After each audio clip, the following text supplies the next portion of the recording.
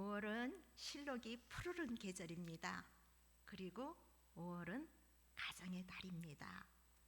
우리 5월에 엄정교회의 모든 가정에 하나님의 은혜와 평강이 충만하시기를 소망합니다. 일반적으로 사람들이 살면서 누구나 예외 없이 반드시 경험해야만 하는 일종의 과정이 있습니다. 그것은 누군가의 자녀로 시작해서 누군가의 부모로 살게 된다는 것입니다. 물론 요즘은 결혼에 관한 젊은 청년들의 가치관이 많이 달라져서 반드시 다 부모가 되는 것은 아니지만 그조차도 누군가의 자녀로 태어나서 부모가 있다는 것은 피할 수 없는 사실입니다. 사실 자녀로서 느끼는 부모와 부모로서 느끼는 자녀에 관한 생각은 많이 다르지요. 그래서 예전에 어른들은 야, 너도 애 낳아봐 이런 소리 우리 많이 들었잖아요. 경험해 보지 않고는 알 수 없는 것이 부모의 심정입니다. 사람은 무기력하고 무능력한 상태로 태어납니다. 살아남기 위해서라도 절대적으로 부모의 헌신적인 사랑이 꼭 필요합니다. 그러나 자녀는 점차로 성장해 갑니다. 성장해 간다는 것은 한 인간으로서 독립적으로 살아가는 훈련을 해간다는 뜻입니다. 자녀가 독립적으로 변해가면 동시에 부모는 품에서 놓아주어야 합니다. 자녀는 벗어나야 하고 부모는 놓아주어야 하는 시기입니다. 이런 과정을 누구나 겪으면서 우리는 자녀일 때가 있었고 동시에 부모일 때가 있습니다. 오늘 본문을 보십시오. 자녀에게 주는 말씀입니까? 아니면 부모에게 주는 말씀입니까? 자녀에게도 동시에 부모에게도 주는 말씀입니다. 오늘 본문 말씀을 통해서 자녀와 부모의 상호 관계에 대해서 하나님께서 우리에게 어떻게 말씀하시는지 깨달을 수 있는 은혜의 시간이 모두 되시기를 소망합니다. 바울이 살고 있었던 시대도 오늘 시대에 못지않게 급격한 윤리적 변화를 경험하고 있었던 시기였습니다. 로마 제국이 전 세계를 정복하며 가져온 팍스 로마나의 식민지 문화는 기존 전통 윤리에서 사람들을 해방하기 시작했습니다. 부부 관계가 흔들리고 부모와 자녀 사이의 전통 윤리에도 상당한 의식과 행동의 변화가 일어났습니다. 돈을 찾아 또 자유를 찾아 부모를 버리고 새로운 세계로 떠나가는 일이 일상이 되고 있었습니다. 당시 소아시아의 수도와 같았던 에베소는 아테미 신전을 중심으로 사회가 음행을 합법화해주고 있었습니다. 에베소의 거대한 로마식 체육관은 젊은이들의 힘과 기회를 한껏 상품화했고 노인들은 사회의 짐스러운 구성원으로 가정에서 사회에서 소외되고 있었습니다. 그리고 가정은 무너져 갔습니다. 이런 시대에 복음을 받아들이고 그리스도인이 된 에베소 교회의 교인들은 우리는 도대체 어떻게 살아야 하느냐고 묻고 있었던 것입니다. 바울은 로마의 감옥에서 주후 60년대 초, 예수님이 오신 다음에 60년대 초에 그가 3년 동안 정성을 쏟아 양육하고 세웠던 에베소 교회를 향하여 이런 문제에 대한 하나님의 말씀을 전달합니다. 첫째로 부모를 공경하라. 하나님께서 이스라엘 백성들에게 십계명을 주셨는데 그 십계명의 1계명에서 4계명까지는 하나님께 대한 계명이고 5계명에서 10계명까지가 사람에 대한 계명입니다. 그런데 사람에 관한 계명 가운데 첫 번째가 바로 내 부모를 공경하라는 계명입니다.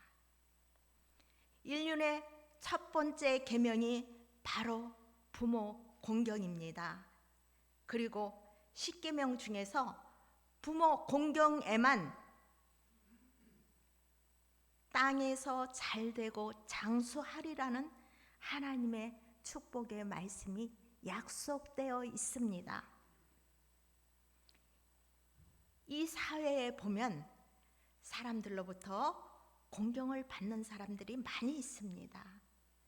그런데 하나님께서는 우리가 공경할 대상에 대해서 일반적으로 세상의 권력자나 또 부원자와 같은 업적을 이룬 사람을 공경하라고 하지 않고 단순히 내 부모를 공경하라 그렇게 말씀하십니다. 그리고 부모를 공경할 조건으로 부모의 어떠한 업적에 대해서도 전혀 말씀하시지 않습니다. 부모님이 가난하든지 부하든지 부모님의 지위가 높든지 그렇지 않든지 상관없이 부모라는 그 자체로 공경할 것을 명령하고 계십니다. 부모에 대한 공경은 곧 자연스럽게 부모에 대한 순종으로 연결이 됩니다. 부모에 대해서 공경을 할 때 순종이 저절로 뒤따르게 되는 것이지요.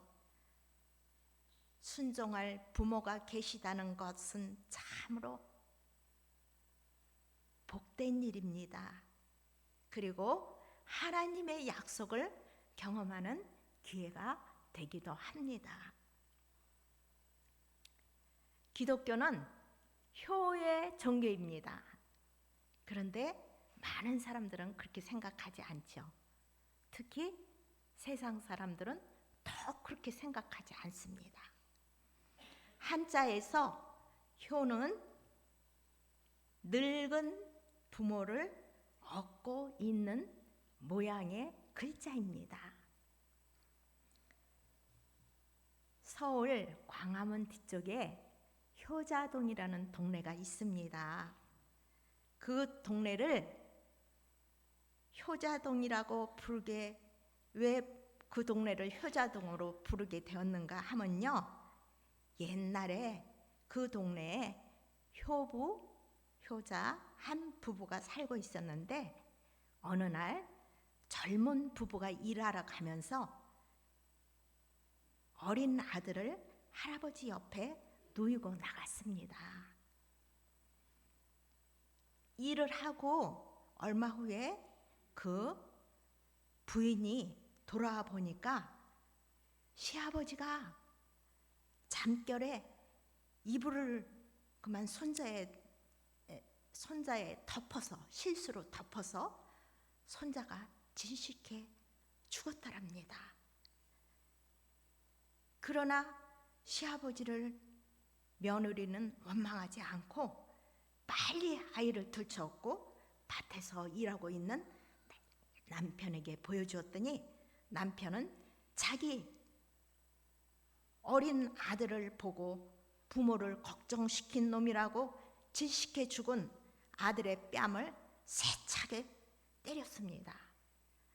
그러자 어린애가 크게 숨을 크게 쉬더니 살아나더랍니다. 이 소문이 널리 퍼져서 그 동네를 효자동으로 부르기 시작했다는 것입니다. 우리가 사는 세상은 참으로 빠르게 변합니다. 옛날에는 10년이면 강산이 변한다고 그랬는데 지금은 1년도 안 돼서 모든 게 막 바뀌는 것 같아요. 그러다 보니까 부모님들이 연로하셔서 젊은 사람들 눈에는 못나 보일 때도 있습니다. 또 연로하신 부모님들을 보면은 실수를 많이 합니다. 어릴 때 우리도 자라면서 실수를 많이 했습니다. 내 어머니가 그것을 참아주셨고 내 아버지가 내 실수를 바라보면서 인내해 주셨습니다. 이제는 자식된 우리가 늙으신 어머니 아버지의 실수를 참아주고 인내해주고 안아드려야 합니다. 부모님이 홀로 서지 못하고 거동이 불편할 때도 있습니다. 내가 서지 못할 때 내 어머니는 나를 업어서 키워주셨습니다. 이제 늙으신 내 어머니를 우리가 안아드릴 수 있다면 이게 얼마나 감동입니까? 내 아버지 당신의 손으로 밥숟갈을 뜨실 수가 없을 때가 있습니다. 늙으신 아버지에게 수저에 밥을 담아서 입에 넣어 드릴 수 있다고 하는 것은 효를 할 수 있는 최상의 기회입니다. 어느 마을 경로당에서 3명의 할머니가 자식 자랑으로 수다 삼매경에 빠졌습니다. 첫 번째 할머니는 우리 아들은 교회 목사님이라오. 남들은 우리 아들더러 우리 아들이 오면은 귀한 분이 왔다고 그런다오. 이렇게 자랑을 합니다. 그러니까 두 번째 할머니는 어메, 우리 아들은 신부들 중에서도 제일 대빵이야. 남들은 내 새끼들어 어메, 고결한 양반 그런단께 내 아들보다 더 이상 높은 사람은 없지라. 그러면서 막 만족하게 웃으시는 거예요. 이때 마지막 3번째 할머니 왈. 그런데 이걸 웃잖아. 우리 아들이는 숏다리에 곰보 거기다 똥보인데 남들은 우리 아들을 보면 한결같이 이러는 기라. 오마이갓. 제가 사는 동네 폭탄리에서도 할머니들이 모이기만 하면 자식 자랑 대회가 벌어집니다. 옛말에 고슴도치도 제 새끼는 예뻐한다고 부모에게는 자식이 최고입니다. 부모는 자기 자식이 자기의 생명의 연장선이라고 생각을 합니다. 그렇기 때문에 자식이 잘 되는 것을 시기하지도 전혀 질투하지도 않습니다. 오히려 자식이 잘 되면 자신의 일보다 더욱 기뻐하고 자랑하는 것이 부모의 마음입니다. 자식이 하나님을 잘 섬기고 의롭고 선한 행실로 사람들의 칭찬을 받으면 그것이 부모의 면류관이 됩니다. 또한 자식이 지혜로워서 모든 일을 잘 처리하면 그 자식을 낳은 부모는 여간 자랑스럽고 기쁘지 않습니다. 실로 그 자식을 낳은 보람을 느끼고 참 기쁨이 생기는 것입니다. 여러분, 이 땅에서 어버이의 최고의 영광이 무엇인지 아십니까? 그것은 자식들로부터 공경과 사랑을 받고 늙어가는 것입니다. 또 가장 서러운 일은 무엇인지 아십니까? 내 몸으로 낳은 자식으로부터 무관심과 사랑받지 못하고 소외되어 살아가는 것입니다. 그러니 부모님 살아계실 때 힘써 공경하고 순종하여 효도하고 하나님께서 약속하신 축복의 말씀을 받아 누리는 저와 여러분이 되시기를 간절히 바랍니다. 둘째로, 주의 훈계와 교훈과 훈계로 양육하라는 말씀을 바울은 전했습니다. 세상의 부모들이 자녀들이 잘 되기를 바라는 마음은 누구나 할 것 없이 다 간절합니다. 자녀를 잘 되게 하려고 수많은 노력을 합니다. 다른 아이들보다 더 잘 키워보겠다고 돈과 시간을 투자해서 자녀를 양육합니다. 좋은 학교 보내기 위해서 이사를 하고 아이들의 스케줄에 맞춰서 부모의 스케줄을 조정하기도 합니다. 그런데 농사 중 가장 중요하고 힘든 농사는 자식 농사라고 합니다. 분명 자식은 하나님의 기업이요 축복의 열매임에도 불구하고 반듯하게 키우기가 쉽지 않습니다.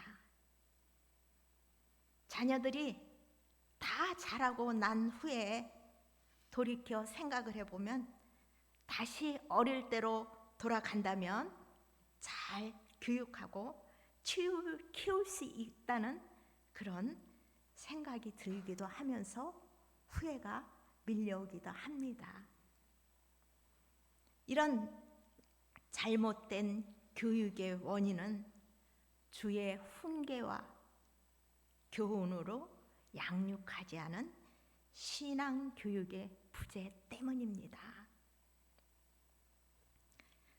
부모는 자녀들에게서 당연히 순종과 공경을 받아야 하지만 그것이 거저되는 것이 아닙니다.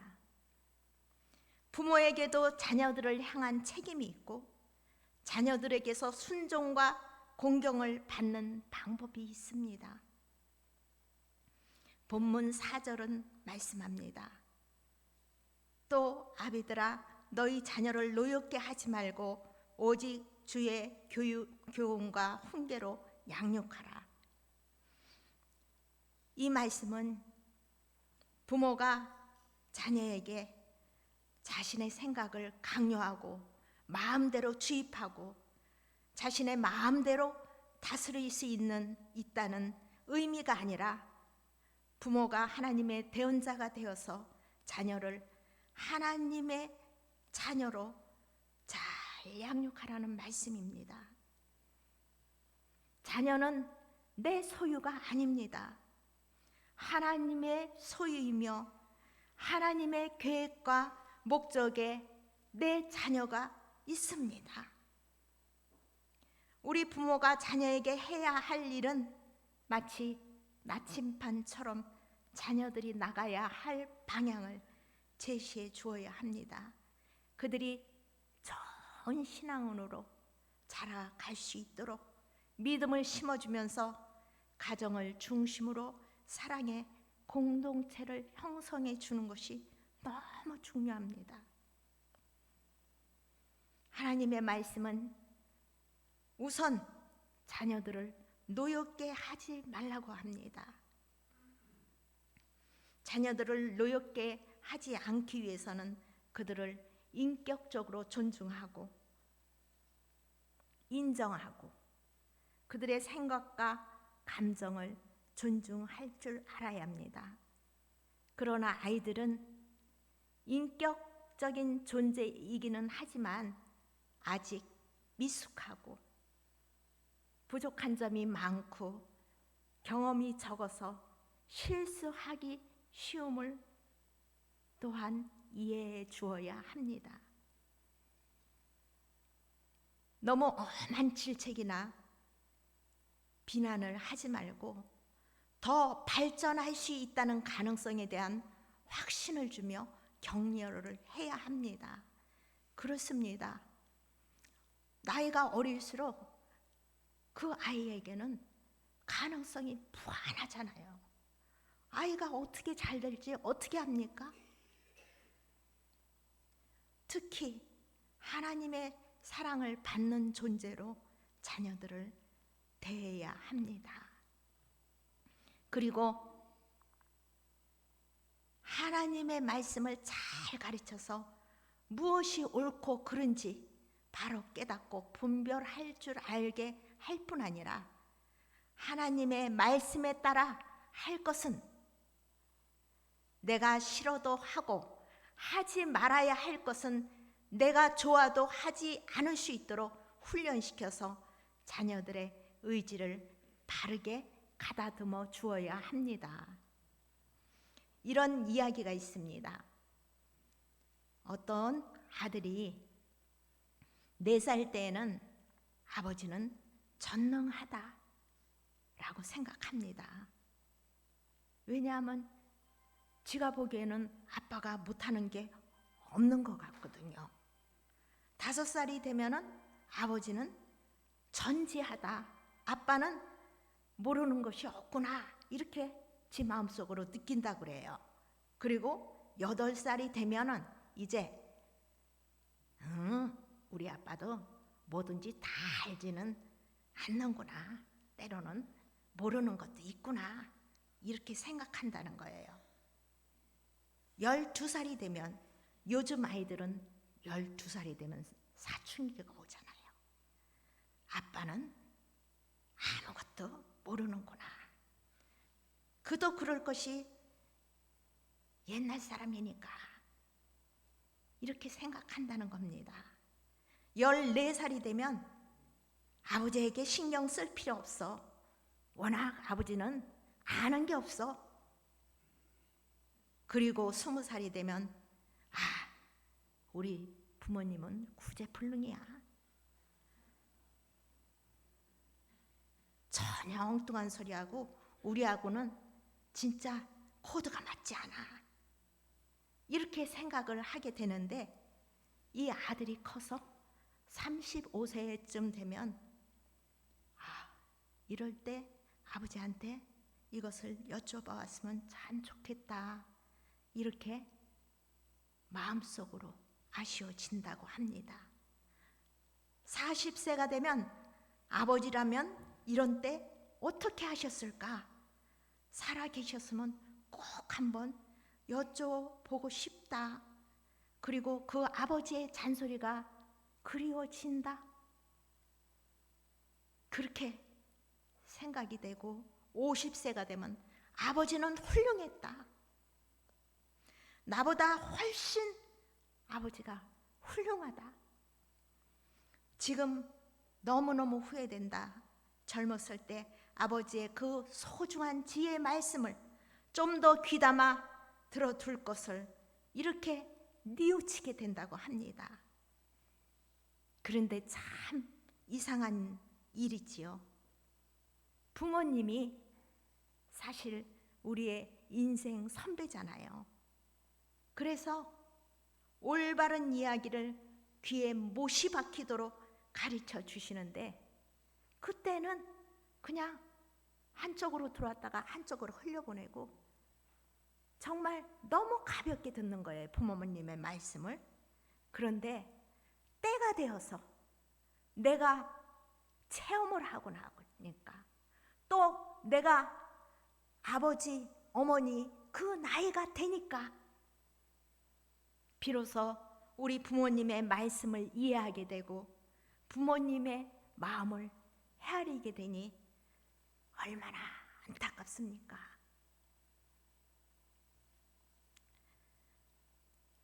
부모들이 자녀들을 교훈과 훈계로 양육하는 일은 입으로만 해서 되는 것은 아닙니다. 자녀들을 바로 가르치는 최고의 방법은 부모가 먼저 실천하며 모범이 되어야 하는 것입니다. 부모들은 하지 않으면서 자녀를 보고 하라 그러면은 하겠어요? 공부해, 공부해. 너무 그렇게 강요할 필요도 없어요.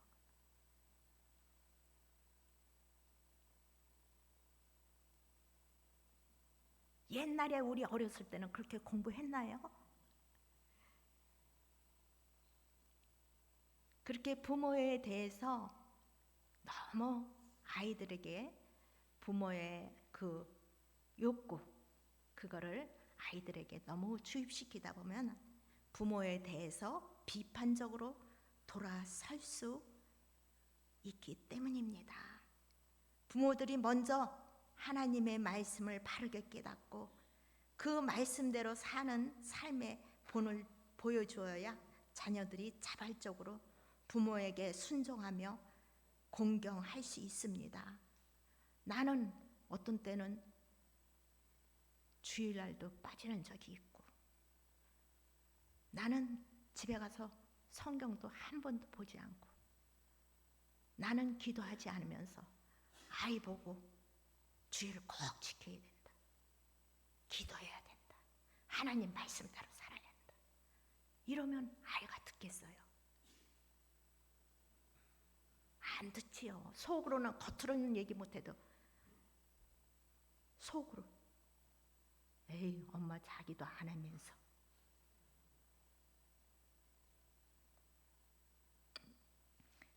자녀들이 자발적으로 부모에게 순종하며 공경할 수 있게 우리가 먼저 본을 보여야 됩니다. 그것이 진정 자녀를 노엽게 하지 않으며 주의 교훈과 훈계로 양육하는 최선의 길인 것입니다. 그러므로 하나님의 말씀과 훈계로 자녀를 축복하고 가르쳐야 합니다. 이 지구상에서 사는 한 이 법칙은 만고의 진리요 불변의 법칙인 것을 잘 믿고 잘 가르치시기 바랍니다. 건강하고 행복한 가정은 오늘의 본문 말씀처럼 주 안에서 부모를 공경하고 부모는 자녀를 하나님의 말씀으로 양육할 때 그 가정이 행복합니다. 그런 가정에서 자란 자녀들은 훌륭한 인물이 될 수 있습니다. 바로 거기에 성공과 승리가 있고 나라의 소망과 희망도 있습니다. 주 안에서 하나님의 말씀으로 양육된 자녀들이 훌륭한 정치가, 훌륭한 사업가, 이 민족을 이끌 수 있는 훌륭한 지도자, 또 미래의 훌륭한 국민이 될 수 있는 것입니다. 훌륭한 자녀들을 통하여 훌륭한 하나님의 나라를 이루어 나가는 축복의 근본이 되시기를 축원합니다. 사랑하는 성도 여러분, 여러분의 가정의 자녀들이 다 성공하기를 주님의 이름으로 축원합니다.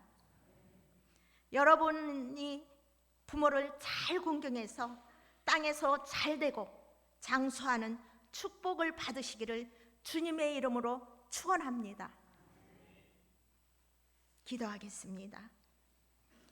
은혜가 풍성한 하나님 아버지, 가정을 통해 하나님의 역사를 이루어가게 하심을 감사드립니다. 하나님의 기업인 자녀들을 말씀으로 잘 양육하지 못함을 용서해 주시옵소서. 저희들에게 지혜를 주시고 자녀들의 양육의 책임을 잘 감당케 하여 주시옵소서.